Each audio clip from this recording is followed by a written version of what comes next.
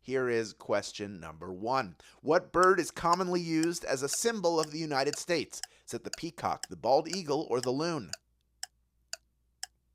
Commonly used as a symbol of the United States. Which bird could I be talking about?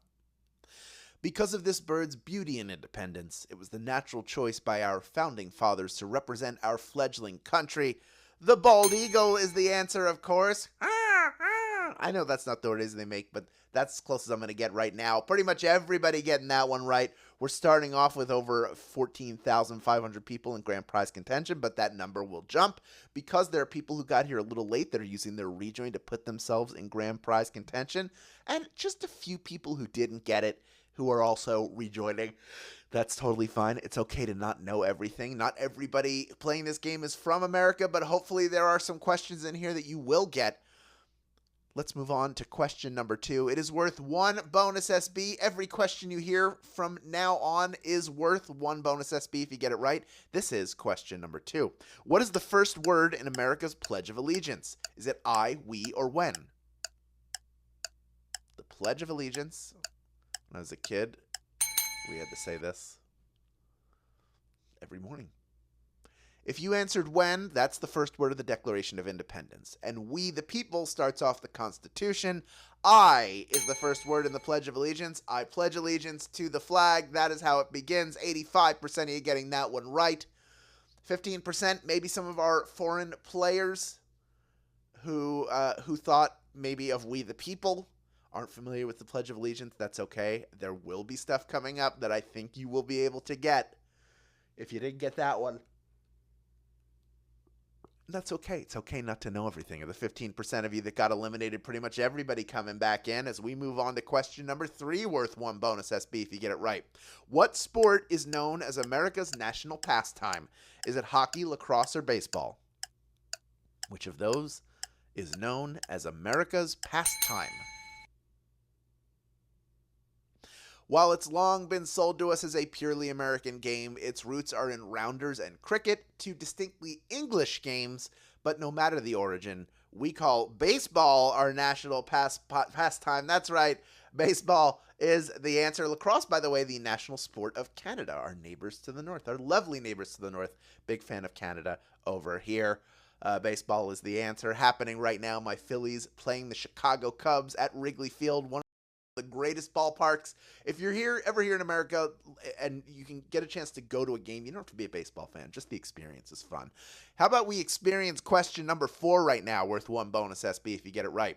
Which of the following companies was founded in America? Is it Unilever, Celestial Seasonings, or Stagecoach Group? Almost didn't get that out. Unilever, Celestial Seasonings, or Stagecoach Group. 2 of these companies hail from neighboring countries. England is where Unilever was founded, and Stagecoach is a Scottish business, so they are neighbors to one another. Celestial Seasonings Tea was founded right here in the USA by a bunch of old hippies. That's right. Celestial Seasonings is the answer. 20% of you getting that one right. That was, unfortunately, a brutal question. Maybe this is one that some of our foreign friends got correct because they knew it. It seems like these numbers kind of flipped. The 80% of you got eliminated, though. Most of you coming right back in, storming back in, writing, saying, the SB are coming, the SB are coming. And they are, because I do have a bonus SB to anyone who can correctly answer question number 5. Here it is. What pastry is considered to be synonymous with America, despite having its origins in England? Is it apple pie, cherry turnover, or prune Danish? Which of these pastries is considered to be synonymous with America? Are you sensing a pattern here with this America-England connection? It may have been born in England, but what's more American than mom and apple pie, right? Apple pie is the answer. 95% of you getting that one right. See, we're doing great here, crushing the game. Still over 11,000 people in grand prize contention, and we're already halfway through with this one. Next question is worth 1 bonus SB if you get it right. Here's question number 6. Which of these American-born foods was created first? Is it buffalo wings, biscuits and gravy, or lobster roll? Which of those is the oldest? See if you can suss it out. Not every dish in America comes from someplace else. All three of these delicacies were created stateside, but the oldest is biscuits and gravy, invented in the late 19th century. Love biscuits and gravy. The lobster roll and buffalo wings, both 20th century creations. You would think the lobster roll, that sounds like a really old one, but 73% of you knew biscuits and gravy is the answer. And for those of you, again, who are foreign, we're talking about sausage gravy, the white gravy. It's so good. If you've never had it, it's so good. You can't have it that often. It's not good for you, but it is very good tasting for you.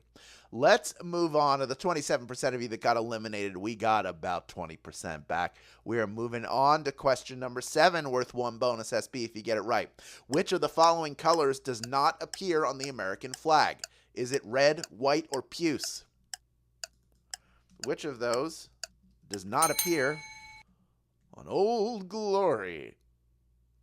Although the actual design has gone through a few shapes, the colors, which don't run, have remained the same: red, white, and blue, which means puce is the one that does not appear on the flag. Pretty much everybody getting that one right. Well done. I'm seeing 100% of my readout. I have all the data here, just like cascading in front of me like it's the Matrix. We still have 8,700 people plus in grand prize contention. Only 3 questions remaining. The next one is worth 1 bonus SB if you get it right. Here's question number 8. On July 4th, 1776, the Declaration of Independence was adopted and printed. On what date was it first signed? Is it July 3rd, August 2nd, or October 15th? We know when it was read. Now, they were able to get together to vote on the Declaration and have it read, but it was signed mostly in secret, with the first wave of signatures coming on August 2nd, 1776. August 2nd is the answer. Another brutal question. Only 30% of you getting that one right. 51% of you saying July 3rd, which logically makes sense. We're thinking maybe a little bit more real time than would have happened back then, as people were kind of spread all over the place. They voted, took off. You would think, well, they read it on the 4th, so on the 3rd is when they all signed it, or at least started. But no, it was August 2nd, and we got, again, about 20% of you back in.